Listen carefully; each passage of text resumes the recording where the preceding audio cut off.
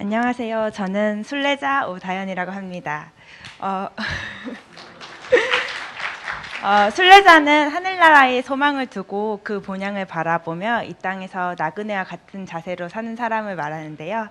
저는 지금 여러분에게 산티아고 순례길에 대해서 얘기하려고 하는데, 저는 2015년 2월에 한 달여간 산티아고 순례길에 다녀왔는데요. 산티아고 순례길은 어떤 것일까요?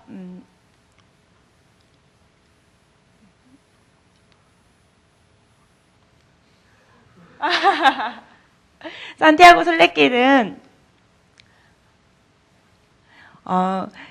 산티아고 대 콤페스텔라까지 가는 길을 말하는데, 산티아고 콤페스텔라는 예수님의 12제자 중 야고보의 무덤이 있는 곳입니다.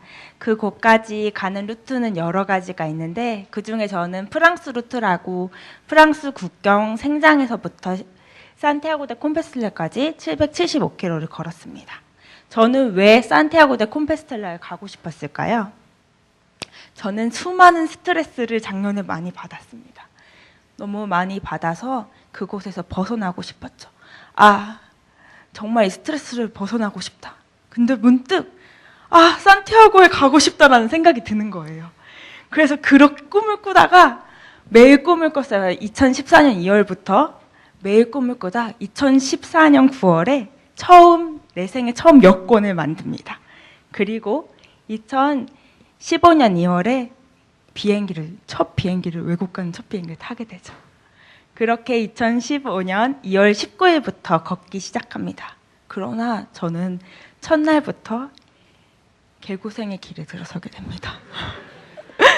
생장이라는 곳에 도착해서 처음 이제 순례자를 하게 되면 순례자 여권을 만들어야 되거든요. 근데 순례자 여권을 만들기 위해 사무실을 가야 되는데 어디로 가야 할지 모르겠는 거예요. 프랑스죠. 전 한국말밖에 못하거든요. 근데 그래서 내리자마자 어디로 가야 하지 하는데 문득 생각이 드는 거예요. 사람들이 순례자 사무실이 찾기 어렵다고 그러더라. 순례자 그 버스에 같이 탄 순례자들을 따라가면 된다. 그러나 그 버스에 순례자는 저 한 명이었습니다. 그래서 저는 직진 본능을 발휘해서 무작정 가죠. 그러나 그 직진 본능은 40분간이 넘는 시간을, 미아의 시간을 저에게 선물했습니다. 그러나 결국에는 순례자 여권을 만듭니다. 의지 한국인.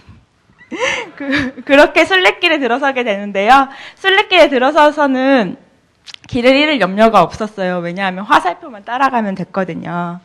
그렇게 열심히 첫날 걷고 있는데 그 화살표가 저를 눈이 이만큼 쌓여있는 산길로 인도하는 거예요. 그래서 저는 아무 의심 없이 들어갔죠. 그러나 알고 보니까 눈이 너무 많이 와서 나중에 알고 보니까 도로로 가라고 했더라고요. 근데 저는 그것도 모르고 저 산길로 들어갑니다. 저 산길에서 어디로 가야 할지 계속 앞을 가야 되잖아요. 길은 맞으니까. 근데 눈은 계속 쌓였고 계속 넘어지는데 일어나기가 힘든 거예요. 그리고 너무 날은 어두워지고 그래서 너무 무섭고 두려운 거예요. 아무도 없으니까. 처음 오는 길이고. 그래서 저는 첫날부터 기도와 찬양으로 하나님을 찾을 수밖에 없는 거예요. 내가 여기 이 프랑스에서 죽을 수도 있겠구나. 여기가 이게 3km인지 10km인지 모르는 길이잖아요. 그러나 그렇게 열심히 기도하며 하나님 의지하며 가니까 한 3km 정도 걸으니까 도로가 보이더라고요. 사람도 보이더라고요. 할렐루야. 그렇게 첫날 저는 첫날 숙소에 가게 되었고, 첫날 숙소에 다행히 한국인이 2명이 있었습니다. 그리고 또 한국인 아저씨 한 분이 오셨는데요. 그분은 영어도 하시고 스페인어도 하시고 포르투갈어도 하시는 4개국어가 가능하신 분인 거예요. 그래서 제가 그 전에 거기 스페인에 가기 전에 제 친구들이 이렇게 말을 하는 거예요. 너 영어도 못하고 스페인어도 못하는데 거기 가서 어떻게 할래? 그래서 제가 한국말 잘하는 외국인 만나면 돼. 이렇게 얘기를 했죠. 근데 다행히 아저씨를 만났죠. 아저씨는 미국의 국적이셔서 외국인이시거든요. 근데 스페인어도 하시는 거예요. 하나님은 정말 우리의 필요를 아시고 내가 생각했던 그 이상으로 채우시는 분입니다. 저는 그래서 아저씨에게 저 아저씨 내일부터 아저씨 따라가도 돼요? 라고 얘기했고, 아저씨는 sure! 라고 얘기하셔서 그 다음날부터 아저씨와 같이 가게 되는데요. 아저씨는 이미 다른 외국인들과 함께 하셔서 저는 그때부터 까미노 가족들이 생깁니다. 까미노 가족들은 그 산티아고에 가는 길에 같이 가게 되는 친구들이 많은데요. 24시간 동안 같이 먹고, 같이 자고, 같이 걷고를 함께 합니다. 그 친구들은 저에게 왜 이 길에 오고 싶어 했는지 궁금해했죠. 그래서 저는 가기 전에 생각했던 목적들을 말해줬습니다. 제가 가기 전에 목적들은 첫 번째, 하나님만을 의지하는 시간을 갖고 싶어서였고요. 두 번째는 삶의 두려움을 없애고 싶어서였습니다. 세 번째는 사람 오다연을 다시 점검하고 싶어서였죠. 그렇게 저는 초반에 좋은 친구들을 만나서 좋은 길을 걷고 좋은 사람들과 가게 됩니다. 그러다가 4일차에 용서의 언덕 페르돈이라는 곳에 오르게 됩니다. 이 페르돈이라는 곳은 어떤 곳이냐면요. 페르돈은 스페인 말로 죄송합니다. 용서하세요라는 말입니다. 이곳에 올라가는 길이 너무 힘들어서 누군가를 용서하게 된다는 속설이 있는데요. 그래서 저는 생각했죠. 난 누구를 용서해야 될까? 사실 가기 전 정말 스트레스가 너무 심해서 매일 울고 매일 힘들어 했었거든요. 그렇게 저에게 스트레스 줬던 많은 사람들 중에 누구를 용서해야 될까? 아니면 그 전부를 용서해야 될까? 생각하며 올라갔습니다. 저곳은 듣던 대로 정말 진흙진 땅이어가지고 한 걸음 한 걸음 떼기가 어려웠습니다. 그 진흙이 저의 발을 잡는 것 같았거든요. 그리고 수많은 바람으로 한 걸음 한 걸음 나아가기 또한 어려웠습니다. 그렇게 저는 페르돈 언덕에 결국에는 올랐는데요. 저는 페르돈 언덕에 올라가서 누굴 용서해야 할까 생각했습니다. 그러나 아무도 떠오르지 않았습니다. 이상했습니다. 제가 그곳까지 가게 만든 수많은 사람들이 떠오르지 않고 아무도 떠오르지 않은 게 이상했는데, 그러나 한 사람이 떠올랐습니다. 그건 바로 저였습니다. 저는 먼저 저 자신을 용서해야겠다는 생각이 들었습니다. 제가 어떠한 잘못을 했어서가 아니라 저를 더 사랑하지 못한 저를, 또 저를 용납하지 못했던 저를 먼저 사랑해야겠다는 생각이 들었습니다. 어쩌면 그것이 답인지 모릅니다. 우리는 누구를 용서하기 전에 우리 먼저 용서해야 한다는 것, 우리는 누구를 용납하기 전에 나 자신을 먼저 용납해야 된다는 것, 또한 우리는 누구 자신을 사랑하기 전에 나 자신을 먼저 사랑해야 된다는 것입니다. 저는 그렇게 저를 용납하고 나머지 여정에 이르게 됩니다. 좋은 사람들과 또 좋은 일들과 다이나믹한 일들과 아픔들과 많은 헤어짐과 많은 만남들이 있었죠. 그렇게 저는 이 2다리로 30일간 여정을 마쳐서 775km를 걸어서 산티아고에 입성하게 됩니다. 이럴 때 박수 치셔도 돼요, 여러분. 775km가 어느 정도인지 감이 안 오시나 본데, 서울에서 부산까지가 390km고 그걸 왕복했다고 생각하시면 되거든요. 그렇게 30일간 여정을 마치고 저는 여러 가지를 깨달았습니다. 그 깨달은 것 중에 몇 가지를 나눠보려고 하는데요. 이 3가지인데, 첫 번째, 결국 끝은 정해져 있다는 것입니다.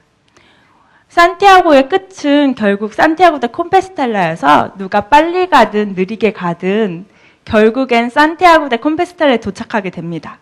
그렇듯 우리 인생도 마찬가지인 것 같습니다. 누가 빨리 가려고 하든 늦게 가려고 하든 결국 하나님에게로 가게 되죠. 그래서 하나님 보게 하시는 것들을 보고 하나님 허락하신 상황에서 하나님 주시는 마음으로 살아갈 때 결국 끝은 다다르게 되는 것 같습니다. 두 번째, 나 자신을 알게 되고 나를 사랑하게 되었다는 것입니다. 원래 저는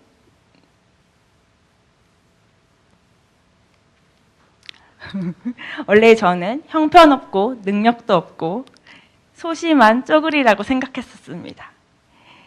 우리는 우리 자신의 원하는 대로 살아가는 것보다 주어진 시간표대로 살아가는 것 같습니다. 여유도 없고 나만의 시간도 없죠.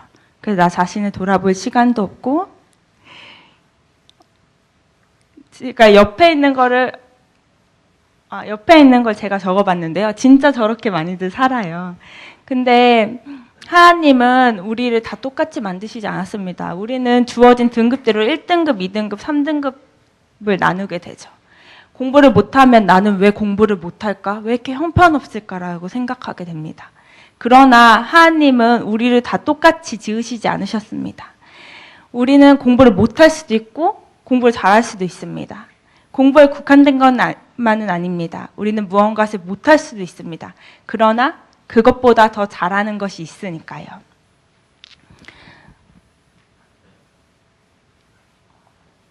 저는 한국에서 말하는 스펙은 없습니다.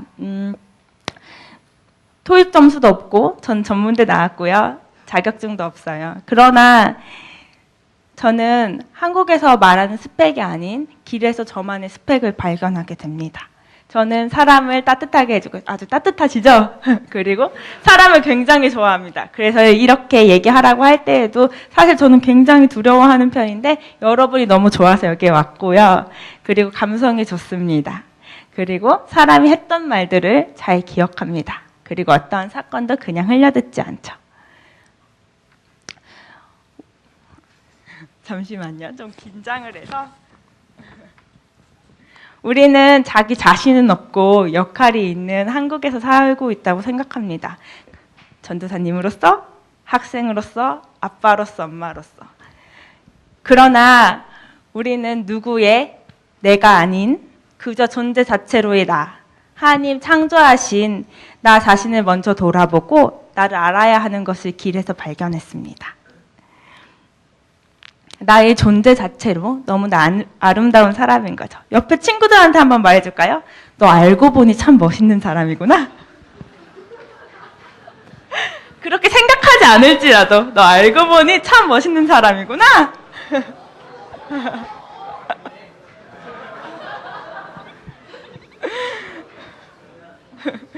그리고 저는 마지막으로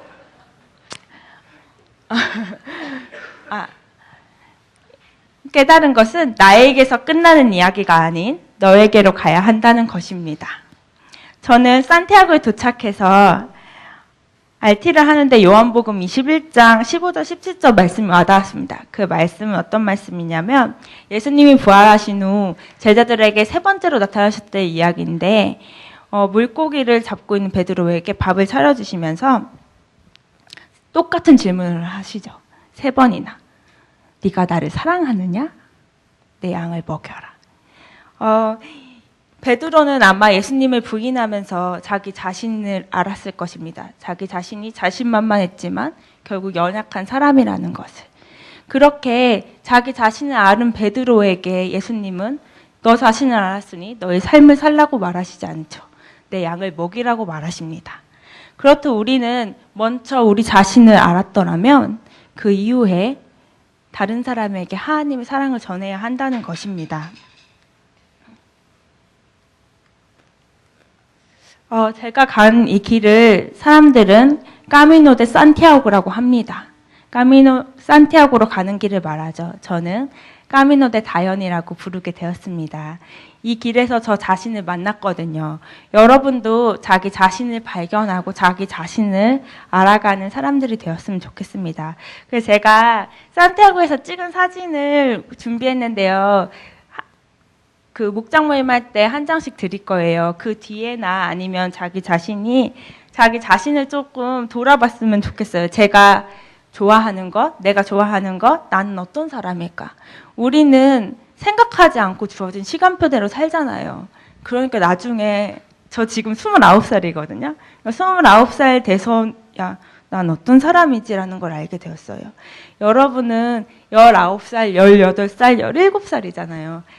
지금 이 빠른 시기에 자기 자신이 어떤 사람인지 알아봤으면 좋겠습니다.